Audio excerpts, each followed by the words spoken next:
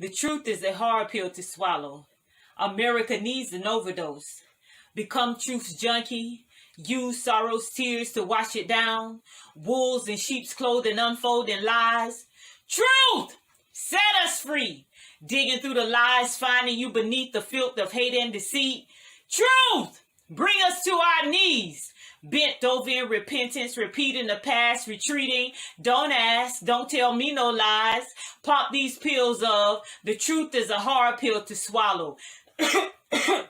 Coughing up these lies, choking my cognitive, distancing me from things unseen, confusing the very fibers of my being, my membranes, remembering, distorting my brain cells, brain dead to lies, brainwashed in truth, baptized in a new baptism. Is all forgiven? Repentance, recompense, making lies make sense, nonsense. Take this pill, pillow soften the blows of confusion, pillow talking life and death, eating the fruit of the seed you sown, reaping harvest unknown. Hello, everybody. Yes, thank you. So hello, everyone, and thank you for joining me on tonight, and welcome to Change the Channel. I am Lisa L. Yeomans, the founder of Change Gonna Come, which Change the Channel is an extension of, and we are a voice in the fight for justice, a hand in building community, and a key to unlocking freedom. So I want to welcome you on tonight. Thank you for joining me again. If you're watching this replay, thank you for watching the replay. To all my podcasters, thank you for listening in. Go ahead and share the broadcast out, tag a friend, tag an enemy, tag anybody that needs to get in on a great conversation about fatherhood and the narrative around fatherhood. I have with me tonight my special guest, J.L. Adolph of Dad Cypher, and I'm going to read a brief bio from my special guest on tonight, and then we're going to get right into our conversation.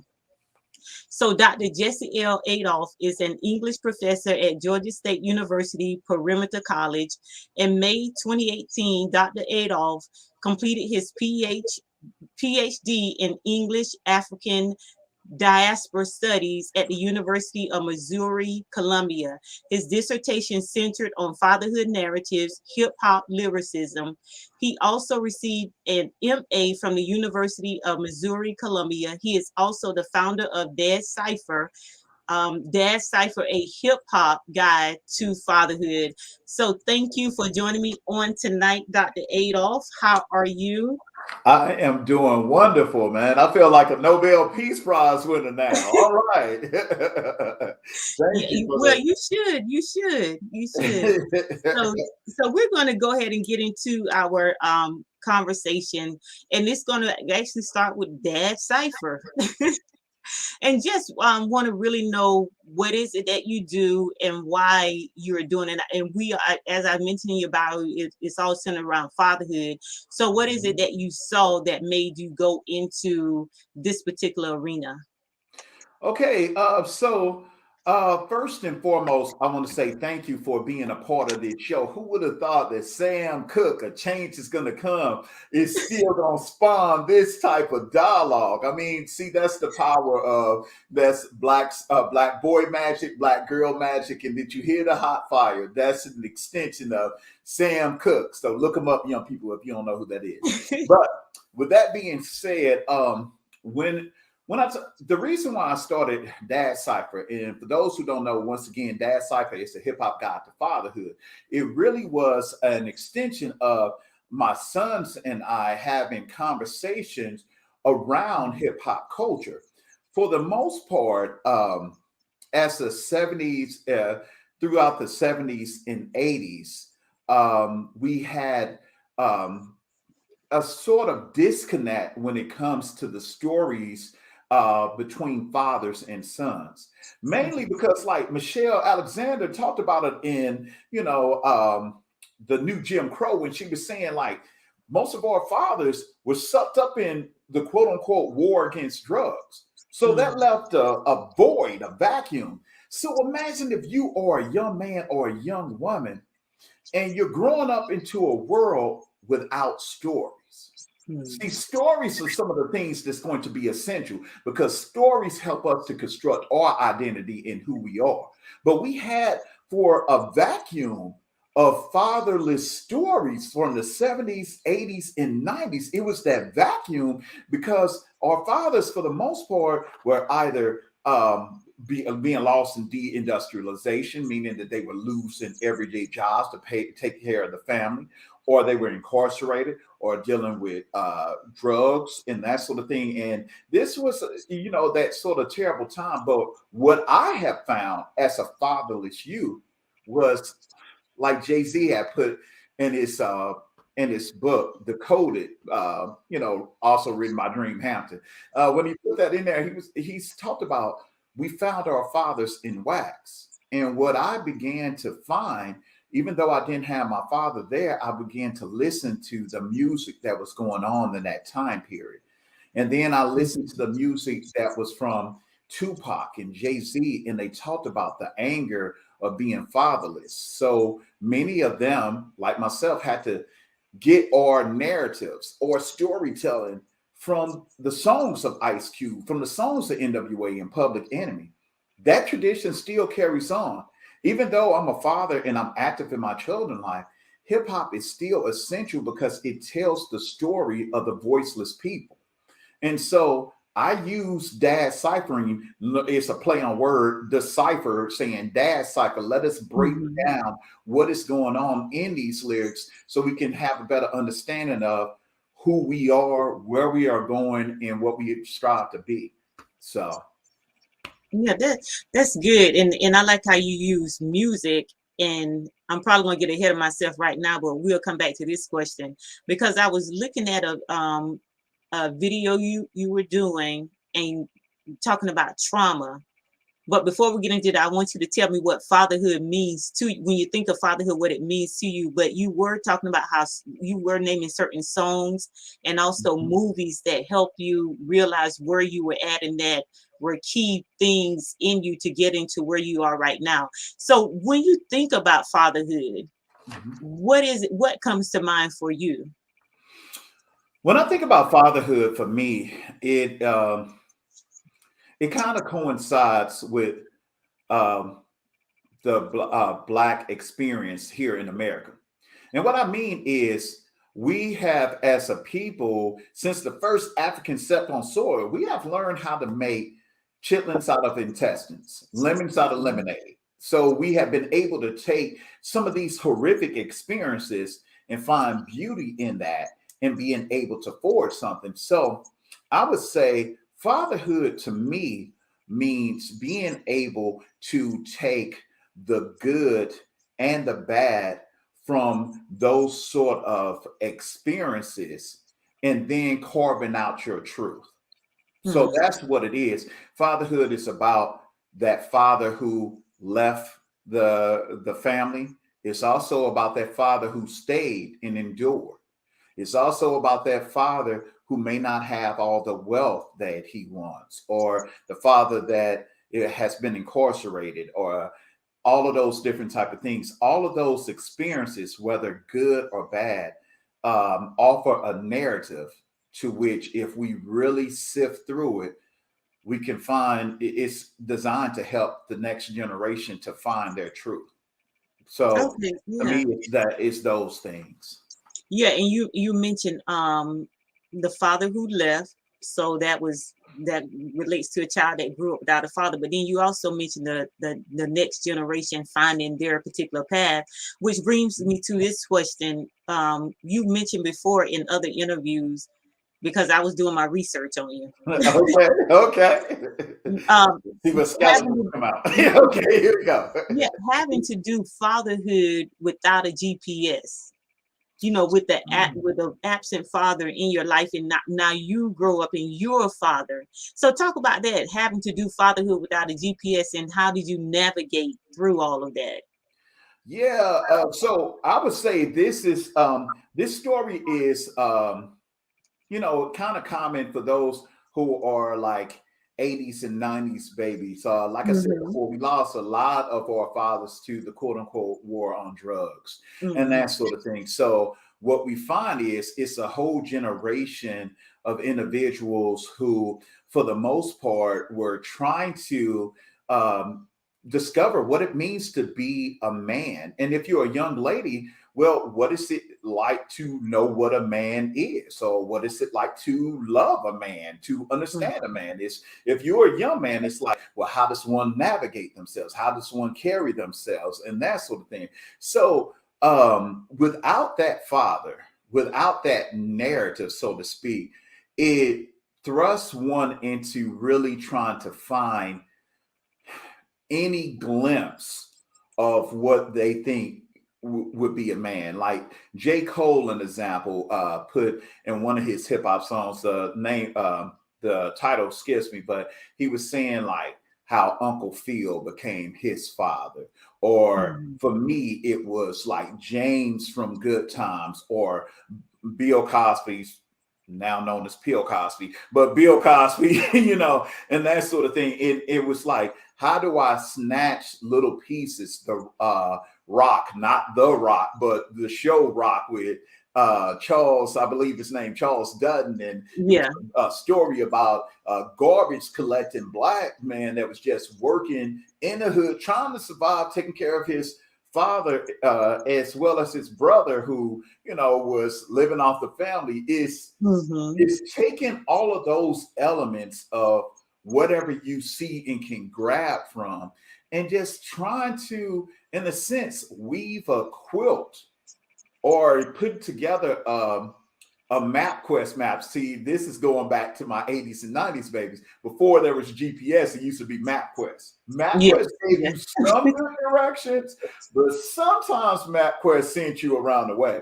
That's what it's like growing up without the narratives from a positive male figure. Without having that, you're kind of going with the ebb and flow, and you're trying to discover your truth. So and so with that, so now that you are a father and you have your children of your own, and you're a present father, you're in the home. So what is it that you're putting into your sons, like into their own GPS system? Okay. Wow. You know what? I would say each son is different. So first of all, I have three sons. I have one is 21, and he's in college now. I have two that are 16. They're still in high school. And I have the lone girl who is 19. So I would probably say it's different things that I put into each kid. I would probably say, starting out with my not so proud moments, with my oldest son, I really talked to him about manhood, and being a father is being, masculine, being a responsible leader, and that sort of thing. But yet at the same time, I think out of all of the kids, he got the dad that had the least amount of experience. So I would probably say what he learned from me, probably in a negative light, was fathers were harsh disciplinarians as well. And not something that I'm necessarily proud of, but these are the things that I learned and kind of took in as what it means to be a dad. So I think he has somewhat of a GPS, but I'm hoping that he will take whatever was positive and use that, and look at and even use the negative as examples of what not to do to find its truth. I would say for my daughter, she really taught me a lot more about compassion. And for her, it was like fatherhood can represent deep intellectualism, like really reading and learning from the stories of the past. This young lady, when she was about 2 or 3 years old, I was in undergrad, and I was reading her Richard Wright, Native Son, and all of that kind of stuff. So her depiction of fatherhood is really one that is deep in intellectualism. But I think sometimes I may not have shown the fun side of being a dad as well. Last but not least, my twin boys, I think they have the more seasoned dad that learn that life is about finding your truth. It's about going through the trials and errors and realizing that I'm not perfect and I have to evolve. So I think the message that they have is that fatherhood is about evolution. It's about having core values, but also being open enough to change along with the times to, for the betterment of communication. Yeah. Are you still? Oh, okay. Seemed like you froze up there. But when you just said life is about evolution, Mhm. when we look at your story from like your oldest to your youngest, like how you evolve. You didn't really start out as good as you would have liked to, but then as time went on, how you evolve with each child, which I think is a very important thing. But then also you mentioned with your first son how he kind of got like a bad deal, so to speak, because of where you were at. And I know you Mhm. talk about trauma also, like the trauma you had in your childhood, how that carried over into your adulthood and then into you being a father.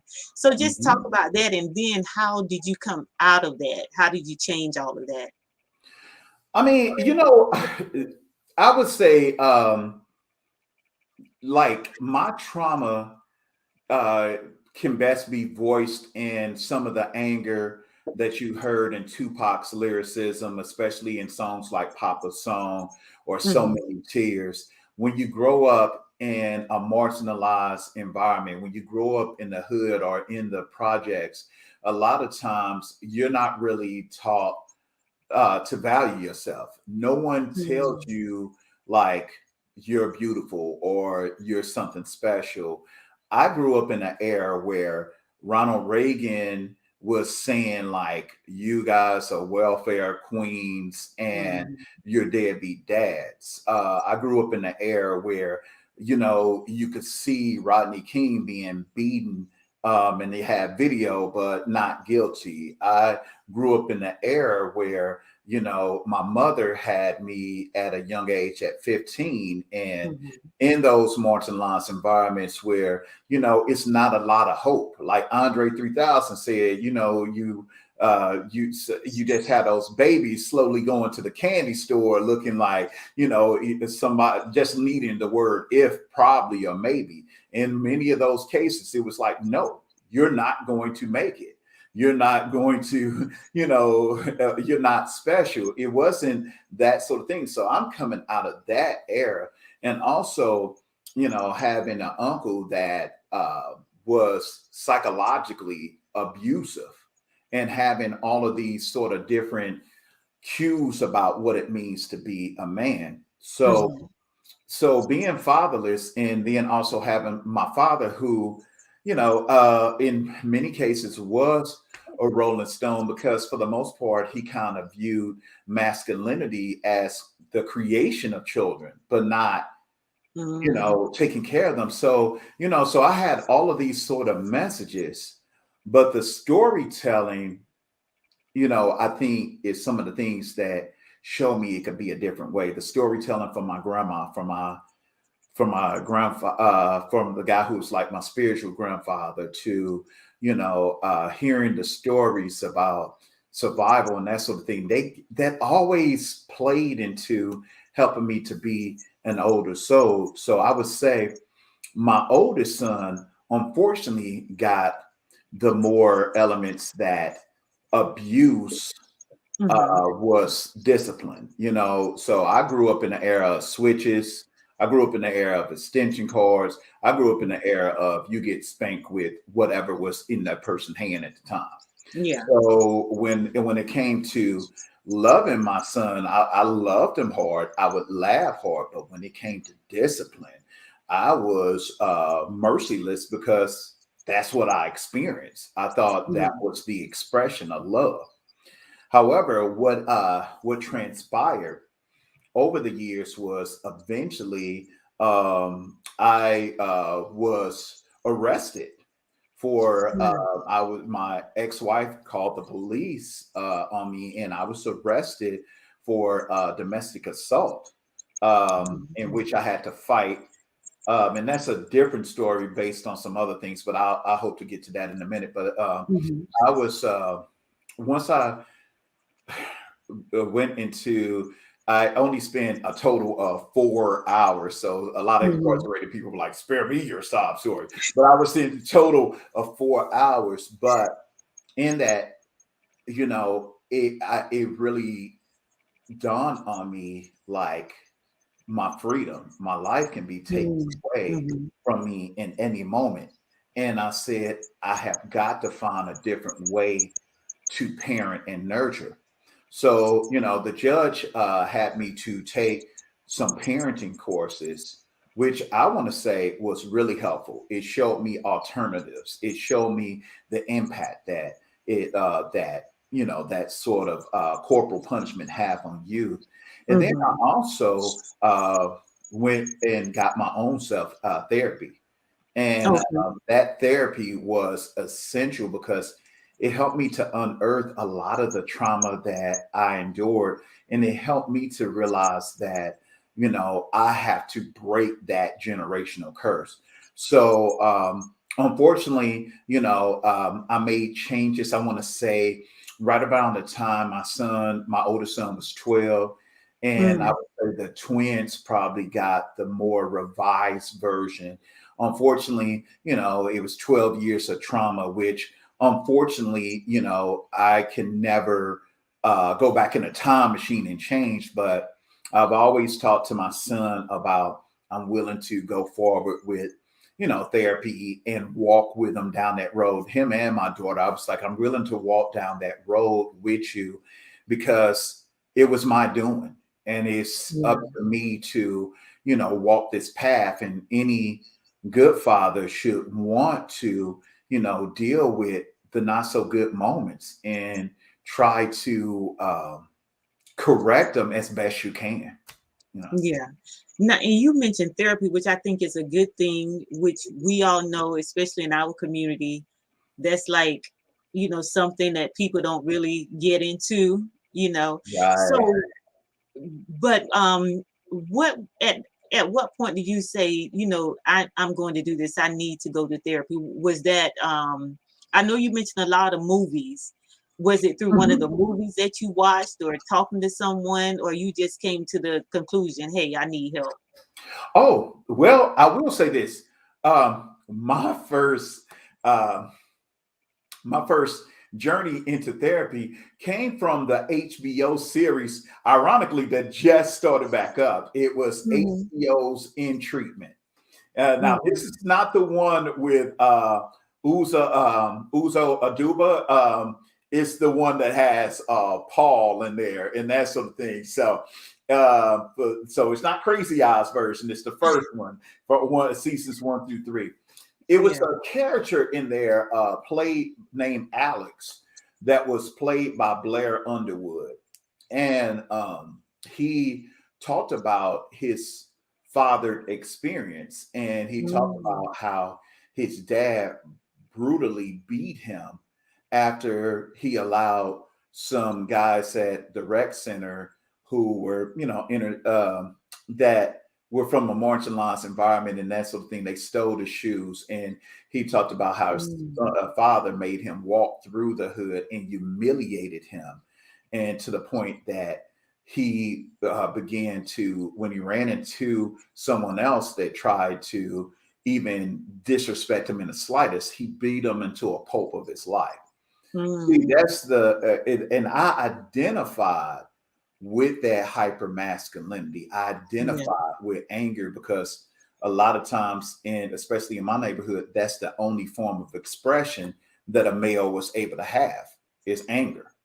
Even in our music or everything, is that anger was the only expression, with the exception of pop that talks about depression and that sort of thing. But for the most part, that when I identified with that character and saw the way that Paul began to pull back those layers and began to show him that being a man or masculinity is not this sort of hyper lifestyle, but it's really this idea of being able to expose one's vulnerability and to find one's truth.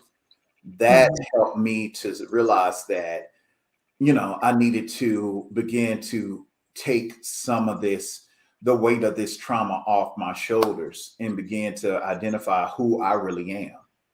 Yeah, that's awesome. So even in that, even if you going through therapy and it's helping you, do you run into other fathers that may need it and need some encouragement to get there? And if so, how do you encourage other fathers to get into therapy?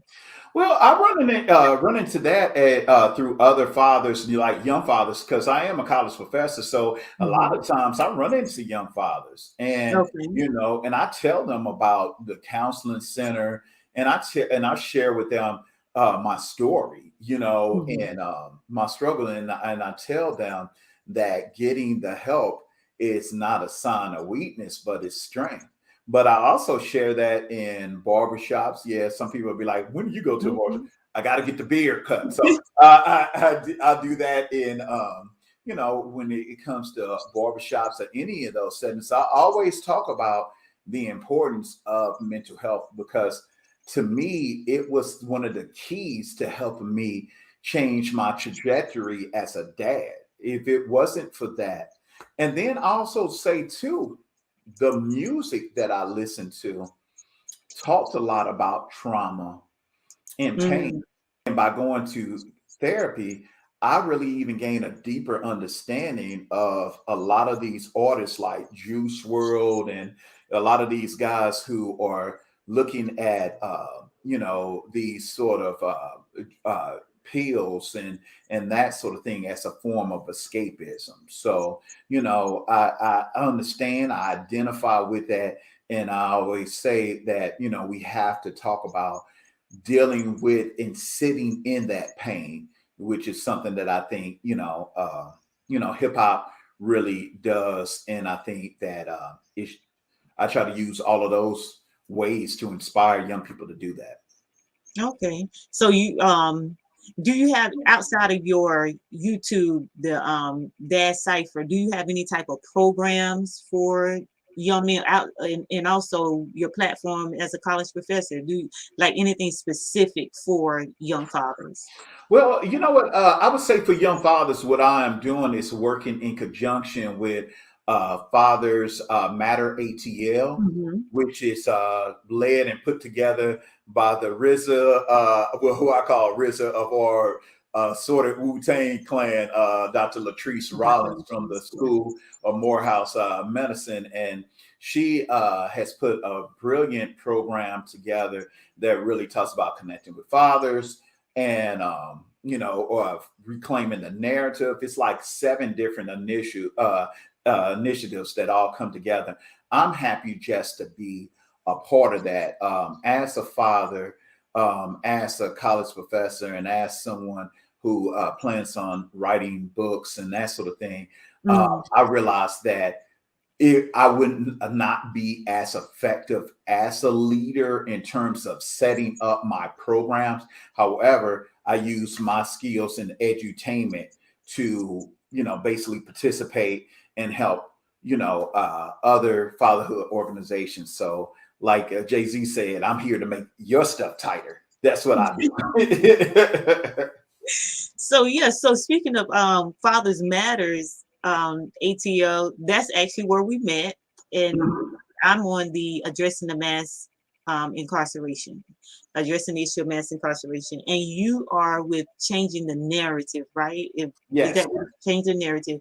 So just talk about that part of it, changing the narrative around fatherhood in our community. Well, you know what the thing is when we talk about like I expressed earlier on in the conversation, when you're talking about like 70s to early 2000, there is a void in stories that are Hmm. told about parenting from a male perspective. We have tons of songs like "Dear Mama," "I Always Love My Mama." It's tons of mama songs, but the one of the only songs we have about dad is Papa Was a Rolling Stone. That's a problem. So in that void, I was like, well, let's look at certain songs where hip hop, even if they make a cursory mention of their dad. What I found was, like I said before, in the 80s, 90s, and early 2000s, hip hop, or you hear about fatherhood oftentimes through an angry adolescent perspective. And that's because hip hop, for the most part, was youth culture in the 80s and 90s.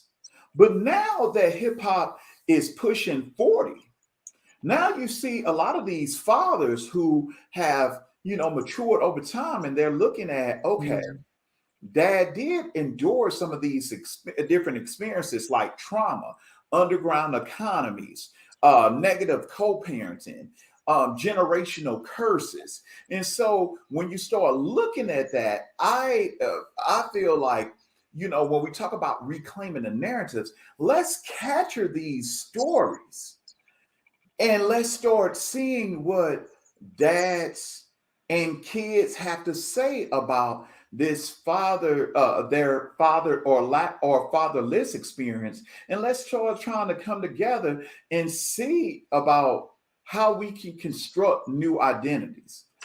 I'll just say this, one in my research work, it's a brilliant scholar, also from Morehouse. This must be the Morehouse show. It's another brilliant scholar by the name of David Wall Rice. He has this book that's out called Balance.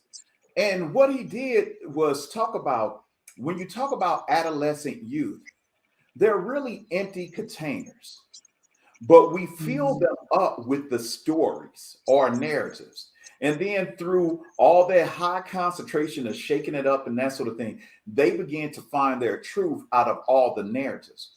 Well, if they have an incomplete narrative about fathering and masculinity and manhood, and then when we talk about that aspect of their life, whether you're a young woman or a young man, it's incomplete. We have to give them all the ingredients so that they can understand what the human experience is like. Because for the most part, without that narrative, we as people of color are often left to look at white capitalistic patriarchy as the only model of what it means to be a man. And that's problematic, because then it leads to toxic masculinity. And that's yeah. So, I got a question I'm going to ask based off that, but I just want to let everybody know for that's joining me. Thank you so much for joining me on tonight. This is Change the Channel. I am your host, Lisa L. Yeomans, and I'm here with my special guest, J.L. Adolph. He's the owner of Dad Cypher, a hip hop guide to fatherhood. So we are talking about fatherhood, and right now we're talking about changing the narrative in that. And one thing you mentioned right there, you said construct new identities. And that kind of takes me to the upcoming generation of fathers. Like, how do you reach, like, you, not just you by yourself, but like a collective of fathers that have been through things and now they have the wisdom?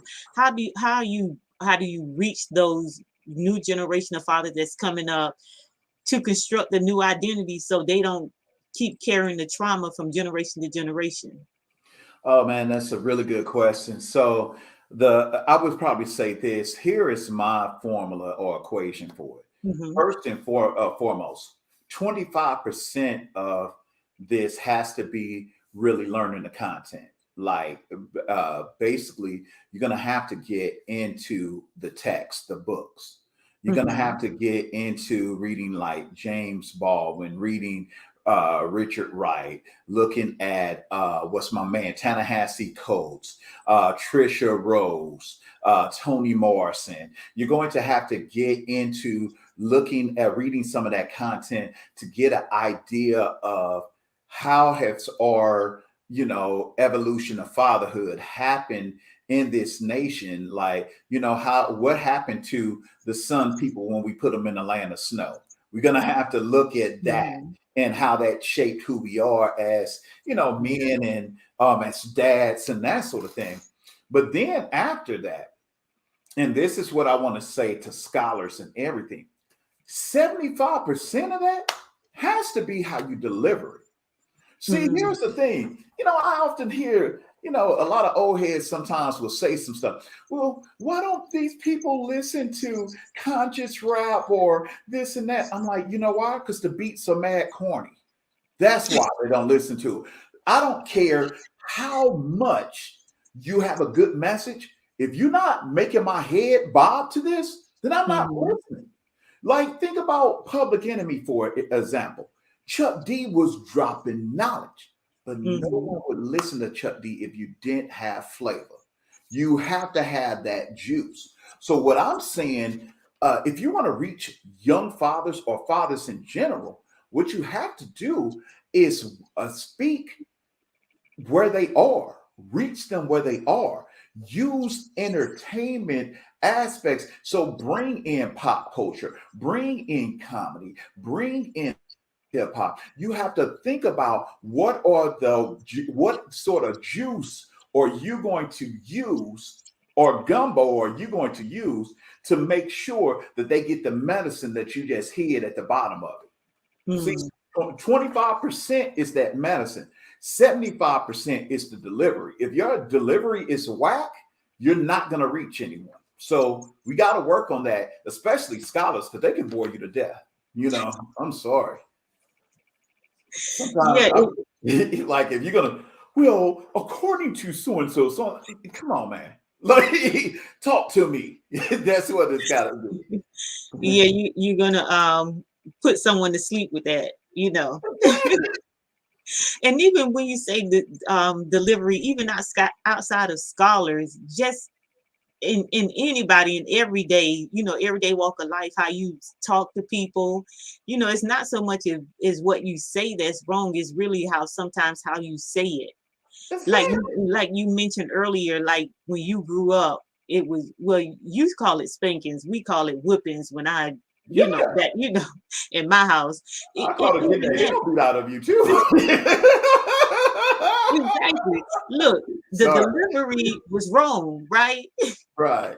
But the message that was trying to be conveyed was okay, like correction, or even that showing that tough love. But the delivery of the whole thing was all wrong. So either it's going to cause trauma, or it's going to fall on deaf ears, or people are just not going to accept it. No one is going to listen to it. So I'm glad you said that about the delivery of this information that we have to get to our next generation. And even if we're disconnected from them, the message can be good, but if there's no connect there, which is really good what you're doing with Hip Hop Guide to Fatherhood, that alone in itself is really eye-catching, and I'm not quite sure to draw a lot of young people in.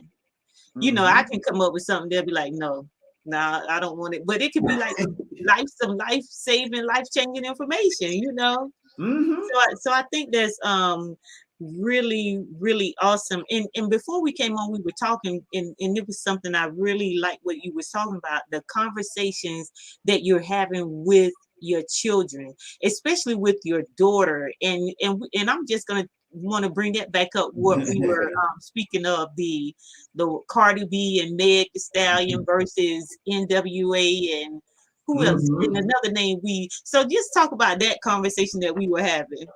Yeah, so I talked to my daughter about WAP, and which is actually should be called WAP, but I don't know. We just call it WAP. Oh, I thought it was WAP. But anyway, so we talked about that, and I remember, like, when this song dropped, you had all kind of conservatives like, "Oh my God, they're taking away the values of this sort of." I'm like, what values are we talking about? At what point in time have we, as an American society, has really valued womanhood? And we don't. We didn't want them to vote. We didn't want them to own any property. We don't want them to control their sexuality. All of those different things. So spare me about how we are preserving womanhood. I was like, no. First and foremost, don't get me wrong. Would I want my 2-year-old or 4-year-old to listen to that Probably not. That's because the context of the song is about adult situations. But my daughter and I, as a 19-year-old, she was talking about the fact that she likes the fact that women are asserting their sexuality, which for the most part, when you talk about Black women historically, when we talk about when we talk about things that come from the plantation mythology, the asexual mammy character or the Jezebel that is equivalent to today's gold digger and all of those different things, it was basically men dictating how a woman should talk about her sexuality.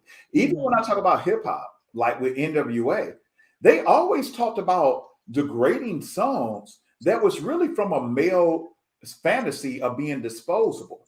But what I like about WAP in particular were not only were Cardi B and Megan Thee Stallion was talking about, taking control and ownership of their sexuality.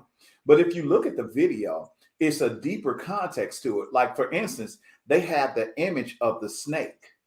And, and when we look at that, we all historically, we have blamed women for the fall of man. It was Eve that listened to the snake.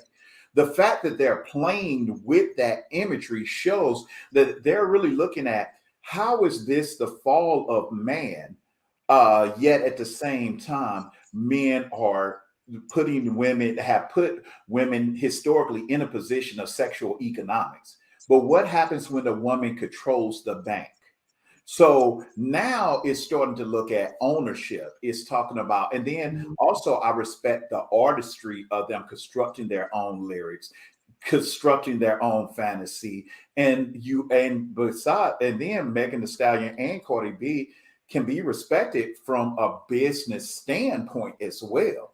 So while some of the gratuitous sex and sexual fantasies may not be suitable for all audiences, that doesn't mean that, you have to throw out the thong with the proverbial bathwater, so that means that sometimes there is some value in that we can take from that and extract all the good out of that as well. So that's what I'm think with hip hop. We have to look at the negative and positive and figure out what can we extract so that young people can find their own truth. Yeah. And I think it's really great that you're able to have conversations with your children, which is really what I wanted to highlight with that too. So was it always that easy for you to have those conversations with them? I would say so. As you could probably tell, I'm a different type of professor, and, and that sort of. So for the most part, I believe in edutainment and education and entertainment and that sort of thing. I had one rule in the house: if it's funny, then you're not in trouble. Like if they did something funny, then I'm like, that's not a problem. You burn down the house, that's not funny, So what I would say to my children, I would always let them listen to the music of my era. I would let them listen to NWA. I let them listen to Nas, but I also introduced them to a tribe called Quest and X Clan. So I wanted them to hear a variety of different messages. And then as they got older, like my son, he started listening to 2 Chainz, and they start introducing me to Lil Baby and Da Baby and that sort of thing. And I remember using those moments as teachable moments. 2 Chainz had a song called "All I Want for My Birthday Is a Big Blankety Blank," and you guys can look up what the blankety blank is on your own. But I remember at first I was going to be upset with my son. I was like, "What are you listening to?" But then I said, "No, handle it like you were handling in the classroom. Just because the material is controversial doesn't mean we can't learn." So I began to have him to break down the lyrics. And for those parents who out there who's not media literate, go to rapgenius.com where they break down lyrics and what they mean. And so we really sat down and we were breaking down the lyrics. And then I said to my son, I said, now let's apply 2 Chainz philosophy when you look at your sister and your mom. Then that changed the whole tone. And then he was like, well, they're not talking about them. I said, unless he put in his lyrics, Yeah. I'm talking about everybody but you and you, then he's talking about everyone.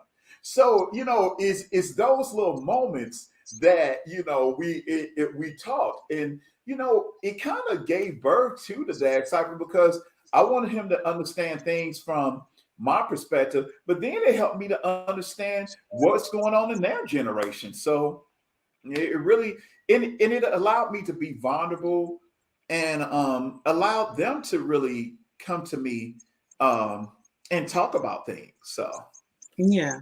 And which I think is really good, because if you had just said, what are you listening to? Don't listen to this. Children are still going to go behind your back and do it anyway. It's going to make them want to do it more because you said don't do it. So now they're trying to find out what is it that I shouldn't be listening to and why. So I think it was great that you sit down and actually let them figure it out on their own. So in a sense, give themselves their own answer. Like, yeah, this pertains to everybody. So I think that's good, because like you was talking about earlier, the delivery of it. And sometimes, like when I grew up, nobody sat down and like, okay, this is why you shouldn't, or this is why either you just don't do it, or you're going to do it because I said so. So you end up doing what you don't supposed to do, and being rebellious. exactly.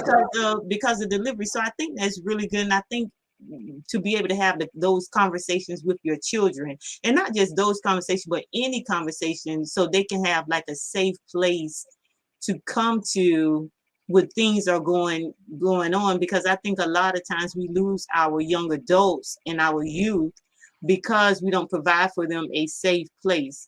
Because I know if I take this to that my mom or dad or whoever, they're going to shun it, or look at it in a negative way, or make me feel bad about it. So I'm just going to keep it to myself.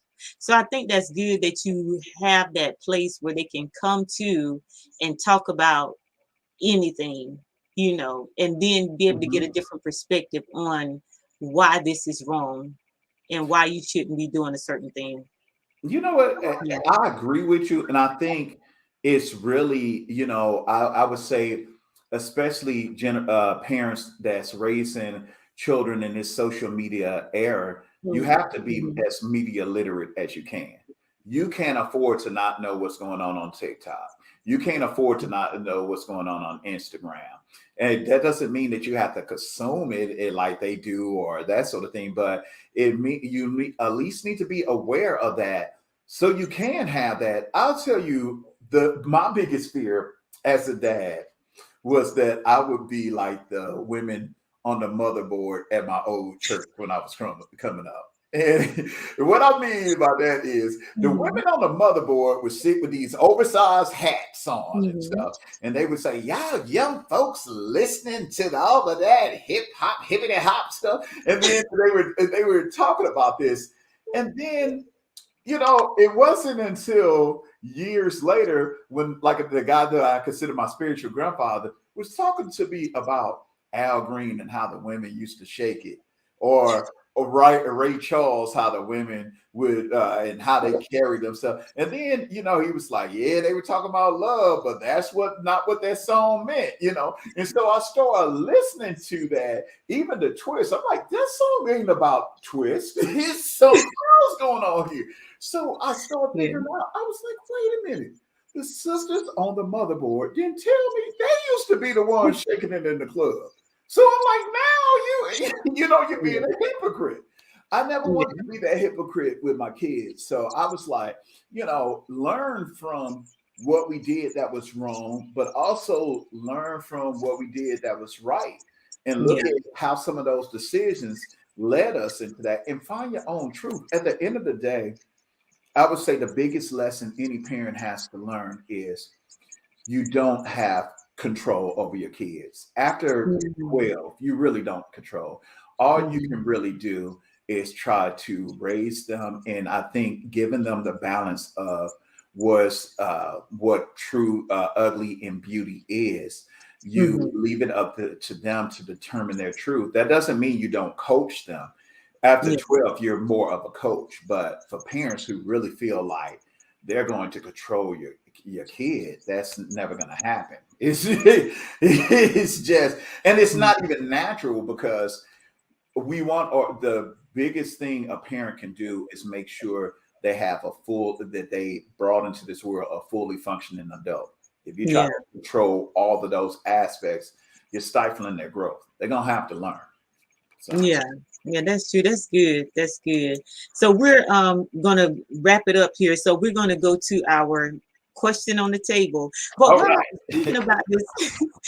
I was thinking about this, and one thing I wanted to mention too, your initials, JL, those are my father's initials. We're talking about fatherhood. So those are my father. That's my all right. Yeah.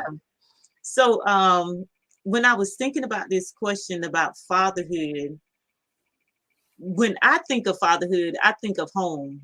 I think it's always been like that for me. When I think of fatherhood, I just think of home.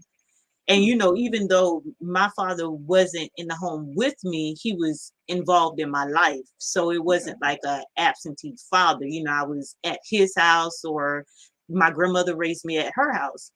So when I think of that, I think of home. But then when I start thinking about that, and I want you to speak to this too before we get to the final question. Okay. Because this comes off of the final question. When you have a father, even though the father is not in the home, or it could be a father that's not in the person's life, the influence is still there. And I just thought about this when I was getting ready for this interview, and I just realized that the influence is still there, either it's positive or negative. The influence or the effects of that father not being there or being there, how it still goes back to home. Even if my father is not in the home, or my father is in the home. So just kind of talk about that, the influence, even when a father is not physically present, how that's still an influence or affects that child's life. Okay, so I want to say it first and foremost. It's a book out by Dr. Ronald Mincy called Failing Our Fathers. And one of the things that he talks about is when they talk about when we talk about the Black kids, we often say, oh, they're fatherless. When in actuality, more Black men are more involved in their children's life than any other race in the States. People don't know that. Here's why. Because of what you just stated, we have a tendency to look at fatherhood as only happening in a residential space. They have to live at home. But fatherhood takes place in many different forms. For example, when my ex-wife and I, when we got a divorce, I technically, through the system, did not live in the home, but they came to my house every other week. So I had 50% physical and joint custody, but yet she's considered the custodial parent, meaning they look at her as residential. A lot of our fathers are in situations where they may not live at home with the mother of their child, but yet at the same time, they still interact and they are still doing homework. They're still doing all of those different things. So, we have to really get away from the mythology of the absentee. It's just different. It's not back in the days when grandma and grandma stayed together and people think they still together. They actually hated each other. It's just divorce wasn't even popular. So now I would say it's a variety of different ways. For instance, I live in McDonough now, but my sons live in Missouri. However, every summer they come through and we talk FaceTime. FaceTime is huge for us, and we involved with fantasy football. My daughter and I, we talk on a regular basis every time about Issa Rae's Insecure, and we talk about that in movies and that sort of thing. So I want to say you don't have to necessarily be in the home, but you have to find, and really in today's generation, if you have a cell phone, a laptop, or anything, there is some way to keep in contact. But you have to remember 75% is how you come across. If you're not entertaining, your kid's gonna only want text. They're like, text me, Dad. I don't really talk over the phone. But if you speak their language, and you only have to here's one simple question that you have to ask your kids, and this is how you can connect. Ask them, what is it that they want? If you do that, kids will tell you what they want, and then you could spark the conversation. So, yeah, that's my thoughts. Yeah, and that's good that you said it too, talking about just the influence of fathers. And I mentioned earlier that my father didn't live in the house with me, but he was in my life. And even my name, my middle initial is L. There's two reasons why I always put it up, because it's my middle name. And I'm like, people need to know I got a middle name. But then my father's middle name began with the L. So that's one of the reasons that I'm always using it. But and then that's just the influence and and the effect that he had in my life, and I like when you talked about Black fathers being more involved than any other father. And we know Dr. Rollins, along with some other great authors, wrote the book dealing with fatherhood. And that's where I really first heard that with Dr. Rollins. I was telling people, I was like, hey, did you know, because media don't put that out there like that. So I think that's a great thing. So we are going to get this final question, and then I want you to just tell people how they can stay connected with you. So the question on the table, and this is coming from a spiritual, mental, and emotional aspect of things. Okay, so I got to get serious, y'all. Here we go. All right, I'm ready. Yeah, get serious. So if you were going to give a young man material or tools to build a home, because like I said, when I think of fatherhood, I think of home. So if you were going to give these things to a young man to build a home just for himself, or in the ideal of fatherhood, what is it that you're going to give him? You can give me just like 3 things you're going to give him spiritually, mentally, and emotionally to build his home. You know what? I could say I could wrap spiritually, mentally, and physically all in this one thing. I would tell him to become a master storyteller. Because that is going to give you the tools that you're going to need. No one just our identity, what shapes us, what moves us, is the stories that we tell. You can't build a strong foundation and a good home if you don't have vision and speak it. So I would probably say through the idea of storytelling, what you learn is what's called word sound power. That you speak things into existence, you cast out a vision, and you make that vision plain, and then it becomes reality. What people don't understand is anything from a house to a car, all of those things came from somebody's thoughts, and then they verbalized it, then they wrote it down, and then it manifests from imagination to flesh.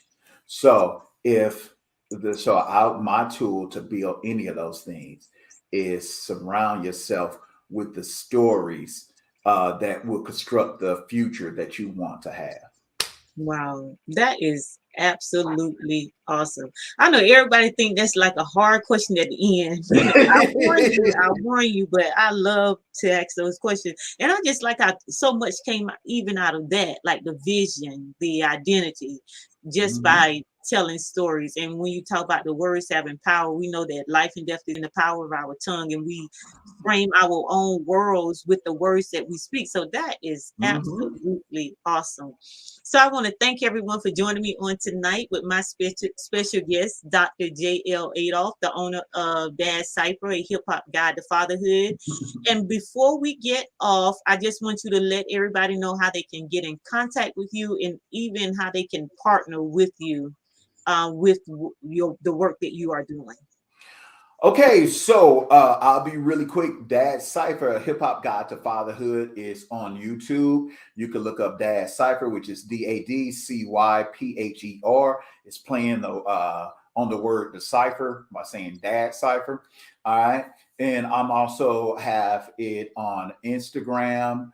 You can also find it on Facebook. Dad Cypher. It's those Dad and Cypher smushed together. So that sort of thing.